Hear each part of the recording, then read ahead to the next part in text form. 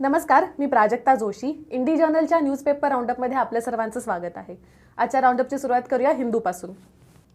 केंद्र सरकारनं नीट पीजीचं जे काउन्सिलिंग आहे, म्हणजे पीजी कोर्सेसच्या ॲडमिशनसाठीची नीट एंट्रन्स एक्झाम झालेली आहे आणि त्याच्या पुढचं जे काउन्सिलिंग आहे तर ते 12 जानेवारीपासून सुरू करण्यासाठी, म्हणजे परवापासून सुरू करण्याची परवानगी दिलेली आहे. आपल्याला माहितीच आहे की सुप्रीम कोर्टमध्ये EWS म्हणजेच इकॉनॉमिकली वीकर सेक्शन्स कोटावरनं जी केस चालू होती आणि OBCवरनं पण चालू होती, पण मेनली EWS वरून जी केस चालू होती त्यामुळे नीट पीजीचे काउन्सिलिंग जे आहे ते रखडलं होतं, ते थांबलं होतं. त्याच्यावरनं रेझिडेंट डॉक्टर्सचं देशभरात आंदोलन सुद्धा झालं, कारण त्यांची अशी मागणी होती की ऑलरेडी कोविडमुळे ह्या सगळ्या प्रोसेसला उशीर झालेला आहे आणि लवकरात लवकर त्यांचं काउन्सिलिंग सुरू करण्यात यावं. तर या सर्वांनंतर आता फायनली केंद्रीय आरोग्यमंत्री मनसुख मांडविया यांनी काल घोषणा केली की हे जे काउन्सिलिंगची प्रोसेस आहे ती परवापासून सुरू होणार आहे. कोर्टाने ह्याच्यामध्ये परमिशन दिलेली आहे की यावेळेसच्या ॲडमिशन्समध्ये OBC कोटा जो आहे 27% आणि त्याचबरोबर 10% EWS कोटा, तर हे दोन्ही यावर्षीच्या ॲडमिशनमध्ये मेंटेन करण्यात यावे. जोपर्यंत त्यावरचा निकाल लागत नाही तोपर्यंत थांबण्यात काही अर्थ नसल्यामुळे यावर्षी ते एलिजिबल ठरणार आहेत आणि निकालाप्रमाणे पुढच्या वर्षी त्याच्यामध्ये चेंजेस होणार आहेत. कालच्या दिवसभरात देशभरात जवळपास 2.25 लाख नवीन कोविड रुग्णांची नोंद झाली. कालच्या दिवसभरातला रुग्णांचा जो आकडा होता तो होता 1,62,926 रुग्ण. यामुळे देशभरात चिंतेचं वातावरण पसरलेलं आहे. सध्या देशभरातली सक्रिय रुग्णांची संख्या जी आहे ती 6.3 लाख आहे. गेल्या काही दिवसांमध्ये, साधारण 1-2 आठवड्यांमध्ये मोठी शहरं जी आहेत, मेनली दिल्ली, मुंबई, कोलकाता, बेंगलुरू, चेन्नई, तर या शहरांमध्ये मोठ्या प्रमाणात कोविडची वाढ झालेली आहे. त्यांनी देशभरात त्यांच्यामुळे मोठ्या प्रमाणात रुग्णसंख्या वाढताना दिसत आहे. दिल्ली पोलिसांनी इंदौरच्या एका तरुणाला, 25 वर्षीय तरुण आहे ज्याचं नाव आहे ओमकारेश्वर ठाकूर, त्याला सुल्ली डील्स हे जे काही महिन्यांपूर्वी एक ॲप आली होती, आता सध्या जी बुल्लीबाई ॲप आलेली आहे ज्याच्यावर साधारण 100 मुस्लिम महिलांची नावं, त्यांचे फोटोज, प्रोफाईल हे टाकून त्यांचा लिलाव चालवण्यात येत होता. तर अशा प्रकारचीच ॲप काही महिन्यांपूर्वी आली होती दुसरी एक, त्याचं नाव होतं सुल्ली डील्स. तर ह्या ॲपच्या मागचे सूत्रधार मात्र पकडण्यात आले नव्हते. आता बुल्लीबाई ॲपचे सूत्रधार पकडण्याबरोबरच त्या केसचा तपासाला सुद्धा वेग मिळाला आणि दिल्ली पोलिसांनी सुल्ली डील्सच्या मुख्य सूत्रधार असं म्हणून ओमकारेश्वर ठाकूर या तरुणाला अरेस्ट केलेली आहे. यापुढची आजची आपली बातमी जी आहे, द हिंदूच्या पान 1ची अँकर स्टोरी जी आहे त्याची हेडलाईन, आपली आजची हेडलाईन ऑफ द डे आहे. ही हेडलाईन आहे, Buddhist monk saffron robe gives green spin to Assam village. Rahul Karmakar यांनी ही बातमी दिलेली आहे. आसाममधल्या चाला नावाच्या एका गावाबद्दलची ही बातमी आहे. या गावामध्ये एक जवळपास 150 वर्ष जुनी बुद्धिस्ट मॉनेस्टरी आहे आणि या मॉनेस्टरीमधल्या काही मॉन्क्सनी मिळून ह्या गावामध्ये सापडले जाणारी एक खास वेलीचा प्रकार आहे जी ऑलमोस्ट एक्सटिंक्ट व्हायला आली होती, ऑलमोस्ट तिचं अस्तित्व संपायला आलं होतं. तर ह्या वेलीचं अस्तित्व परत एकदा रिवाईव्ह केलेलं आहे, रिन्यू केलेलं आहे आणि एक्सटिंक्शनपासून या वनस्पतीला वाचवलेलं आहे. या वनस्पतीची खासियत अशी की हे जे बुद्धिस्ट मॉन्क्स आहेत त्यांचे जे रोब्स असतात त्या रोब्सना कलर देण्यासाठी जो डाय बनवला जातो त्यामधलं एक इन्ग्रेडियंट हे त्याचं एक इन्ग्रेडियंट जे आहे ते ह्या वेलींपासून बनवलं जातं. आणि ज्यावेळेस त्यांच्या लक्षात आलं की अशा प्रकारे ही जी वेल आहे ती आता एक्सटिंक्शनच्या जवळ आलेली आहे, तेव्हा त्यांनी एक कन्झर्वेशन सोसायटी बनवली, एक ग्रुप बनवला ज्याच्या अंतर्गत त्यांनी ह्या वनस्पतीचं कन्झर्वेशन सुरू केलं आणि सक्सेसफुली त्यांनी ही वनस्पती कन्झर्व करून दाखवलेली आहे.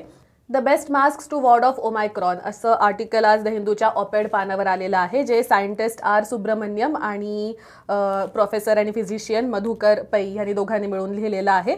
ओमायक्रॉनचा संसर्ग जो आहे तो आधीच्या कोणत्याही व्हेरियंटपेक्षा जास्त वेगानं होत असल्याचं समोर आलेलं आहे. जरी डेल्टापेक्षा याची लक्षणं जी आहेत ती सौम्य असली तरी सुद्धा संसर्ग हा जास्त फास्ट होत आहे, त्यामुळे जास्त लोकांना कोविडची लागण होण्याची शक्यता आहे. आपण जगभरात बघतोच आहोत, युरोपियन देशांमध्ये किंवा अमेरिकेत सुद्धा ओमायक्रॉनमुळे विक्रमी रुग्णसंख्या दररोज नोंदवली जात असल्याचं आपण बघतोय.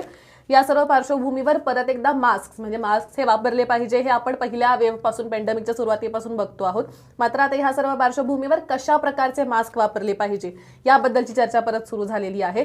नुकतेच आपल्याकडे ज्या नवीन गाईडलाईन्स इश्यू झालेल्या आहेत आता थर्ड वेव्ह संदर्भातल्या, तर त्याच्यामध्ये सुद्धा 3 पदरी मास्क वापरा किंवा N95 मास्क वापरा असं सांगण्यात आलेलं आहे.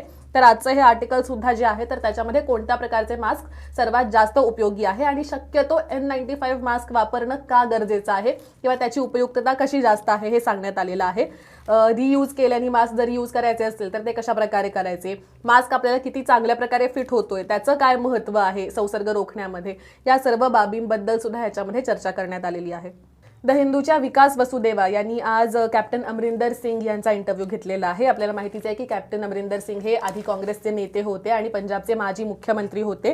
मुख्यमंत्री पदाचा आणि काँग्रेसचा राजीनामा दिल्यानंतर त्यांनी पंजाब लोक काँग्रेस ही स्वतःची पार्टी काढलेली आहे आणि ह्या पार्टीने ते भाजप तसंच शिरोमणी अकाली दल संयुक्त यांच्याबरोबर अलायन्स करून हे इलेक्शन्स जी विधानसभा निवडणुका येणार आहेत पुढच्या महिन्यात तर त्या लढवणार आहेत।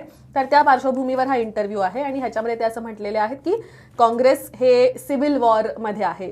त्यांचे अंतर्गत कॉन्फ्लिक्टच एवढे आहेत की त्यांना पंजाबमध्ये येत्या इलेक्शन्समध्ये काही चान्स नसल्याचं त्यांनी म्हटलेलं आहे। काँग्रेस असू देत किंवा आप असू देत हे काही त्यांच्या पार्टीला आणि भाजपला स्ट्रॉंग ओपोनंट्स नाही आहेत आणि लोक हे पार्टी बघून नाही तर आता लोक हे लीडर बघून वोट करतात, त्याच्यामुळे त्यांच्या पार्टीला आणि त्यांच्या अलायन्सला जास्त चान्स असल्याचं त्यांनी म्हटलेलं आहे। हा झाला आजचा द हिंदू। यापुढचा पेपर आहे लोकमत। निर्बंध सुरू, रुग्णवाढ कायम ही आजची लोकमतची हेडलाईन आहे। कोरोनाच्या वाढत्या संक्रमणाच्या पार्श्वभूमीवर राज्य सरकारनं लागू केलेल्या निर्बंधांची कालपासून म्हणजे रविवारपासून अंमलबजावणी सुरू झालेली आहे। त्यात रविवारी राज्यात अजून 44,388 नवीन रुग्णांची भर पडली तर 12 मृत्यूंची नोंद सुद्धा झाली। त्याच्यामुळे प्रशासनाची चिंता ही वाढतच चाललेली आहे। निर्बंध लागू केल्यानंतर सुद्धा इतक्या लगेच काही जे केसेस आहेत तर रोजचे केसेस आहेत ते कमी होतील असं वाटत नाहीये। सध्या राज्याचा पॉझिटिव्हिटी रेट सुद्धा 21% आहे। सर्व शासकीय महापालिका खासगी लसीकरण केंद्रांवर आजपासून जे फ्रंटलाईन कर्मचारी आहेत, आरोग्य कर्मचारी आहेत तसंच 60 वर्षांवरील सहव्याधी असलेल्या ज्येष्ठ नागरिक जे आहेत त्यांना सर्वांना कोरोना लसीचा बूस्टर डोस मिळणार आहे आणि ऑनलाईन पद्धतीनेच कोविडवर नोंदणी करूनच हा डोस घेता येणार आहे।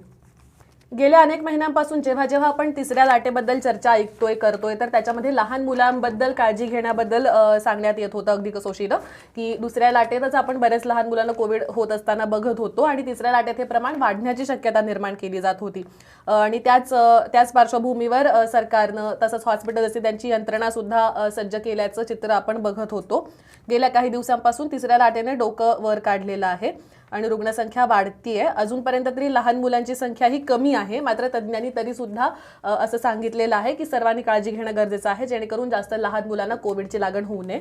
आज संतोष हिरेमठ यांनी ही बातमी दिली आहे। दारूच्या दुकानांसह हॉटेल्स, रेस्टॉरंट आणि इतर आस्थापनांमध्ये गर्दी झाली तर त्यावर बंदी आणली जाईल असं राज्याचे आरोग्य मंत्री राजेश टोपे यांनी नुकतंच सांगितलेलं आहे। त्याचबरोबर जर हॉस्पिटल्समधली रुग्णांची जर ऑक्सिजनची मागणी वाढली तरी सुद्धा निर्बंध अजून कडक होणार आहेत।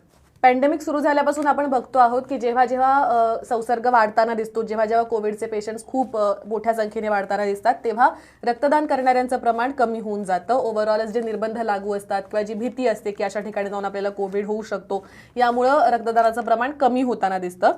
मुंबईतील महत्त्वाची पालिका रुग्णालय, खासगी रुग्णालय तसंच रक्तपेढ्यामध्ये रक्ताचा तुटवडा सध्या या सर्व पार्श्वभूमीवर निर्माण झालेला आहे आणि ही आव्हानात्मक परिस्थिती हाताळण्यासाठी रक्तदानासाठी सर्वांनी पुढाकार घ्यावा असं आवाहन आरोग्य विभागानं केलेलं आहे।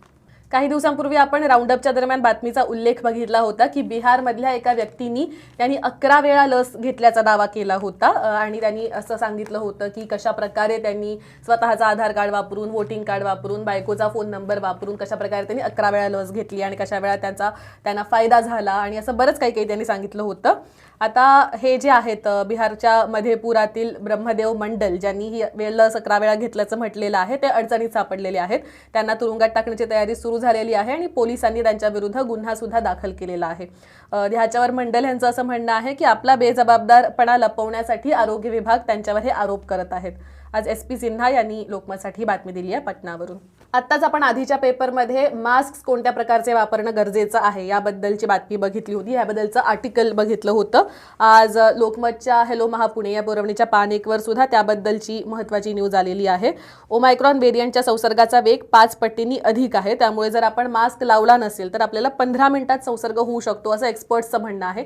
त्यामुळे मास्क वापरणं ते पण योग्य फिटचं आणि योग्य साईजचं आणि व्यवस्थित मास्क वापरणं हे किती गरजेचं आहे ह्याच्यामुळे अधोरेखित होतंय। हा झाला आजचा लोकमत। यापुढच्या पेपर्सकडे वळण्याआधी मी आपल्या सर्वांना एक विनंती करू इच्छिते. आपल्याला माहितीच आहे की आपलं इंडी जर्नल हे एक रीडर फंडेड आणि इंडिपेंडंट न्यूज पोर्टल आहे आणि आमचं काम असंच कंटिन्यू करत राहण्यासाठी आम्हाला तुम्हा सर्वांच्या सपोर्टची गरज आहे. आमच्या वेबसाईटवर आम्ही वेगवेगळ्या विषयांना हात घालणाऱ्या बातम्या, अपडेट्स हे वेळोवेळी करत असतो. काही इंग्लिशमध्ये असतात तर काही मराठीमध्ये असतात. आमच्या वेबसाईटला जरूर भेट द्या आणि आमचे आर्टिकल्स जरूर वाचून ते कसे तुम्हाला वाटतात हे आम्हाला कळवायला विसरू नका. इंडी जर्नल याच नावाचं आमचं एक यूट्यूब चॅनल सुद्धा आहे. या चॅनलवर आम्ही वेगवेगळे एक्सप्लेनर व्हिडिओज असतील, काही वेगळे शोज असतील, काही रिपोर्टाजेस असतील, हे वेळोवेळी अपलोड करत असतो. आपले इंडी जर्नल न्यूजपेपर राऊंडअपचे एपिसोड सुद्धा दररोज त्याच्यावर येत असतात, दररोज रात्री. तर आमचं हे चॅनल सुद्धा नक्की सबस्क्राईब करा. या व्यतिरिक्त इंडी रेडिओ नावाचं आमचं एक ॲप सुद्धा आहे. नावातच म्हटल्याप्रमाणे ऑडिओ कंटेंट ह्याच्यावर खूप मोठ्या प्रमाणात आहे. काही पॉडकास्ट असतील, दररोज संध्याकाळी, दररोज रात्री डेली न्यूज रील नावाचं एक न्यूज बुलेटिन त्याच्यावर येतं. या व्यतिरिक्त सुद्धा काही ऑडिओ बुक्स आहेत, काही ऑडिओ रिपोर्ट्स आहे, असा बराच खजाना त्याच्यावरती आहे. हे ॲप तुम्हाला डाउनलोड करायचं असेल तर त्यासाठीची लिंक आपल्या या व्हिडिओच्या डिस्क्रिप्शनमध्ये अवेलेबल आहे. आणि त्याचबरोबर आम्हाला इतरही आर्थिक सहकार्य करायची तुमची इच्छा असेल तर त्यासाठीची सुद्धा लिंक या व्हिडिओच्या डिस्क्रिप्शनमध्ये तुम्हाला दिसेल. आता आपण वळूया पुढच्या पेपरकडे, जो आहे इंडियन एक्सप्रेस. आपण मगाचीच बातमी बघितली की कालच्या दिवसभरात देशात जवळपास 2.25 लाख रुग्णांची नोंद झाली.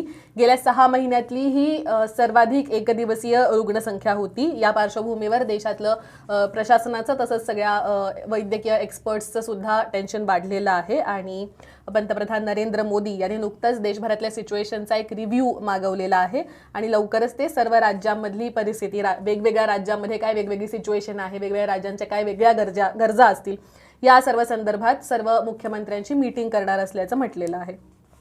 कोविड-19 टास्क फोर्सचे मेंबर असलेले डॉक्टर शशांक जोशी यांनी इंडियन एक्सप्रेसच्या रूपसा चक्रबोर्ती यांच्याशी बोलताना असं म्हटलेलं आहे की फेब्रुवारीच्या पहिल्या आठवड्यात आपण कोविडच्या 3ऱ्या लाटेचा पीक बघू शकतो.